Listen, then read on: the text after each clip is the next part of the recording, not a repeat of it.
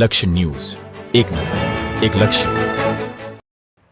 ડભોઈ ખાતે હિમજા માતાજી મંદિર ખાતે ગંભીરા બ્રિજ દુર્ઘટનાએ માં 18 જેટલા મૃતકોને તેમજ અમદાવાદ પ્લેન ક્રેશ દુર્ઘટના 1 માસ પૂર્ણ થતાં તેમાં મૃત્યુ પામેલા તમામને શ્રદ્ધાંજલિ પાઠવવા પશુપતિનાથ મહાદેવ ભજન મંડળ દ્વારા ભજન સંધ્યાનું આયોજન કરવામાં આવ્યું હતું.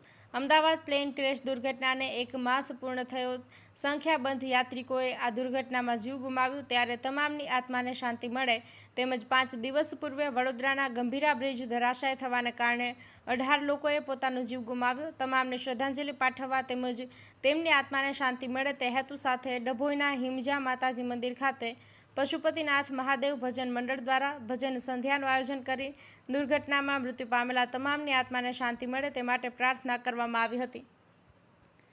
નિરંજન ચૌહાણ, ડભોઈ.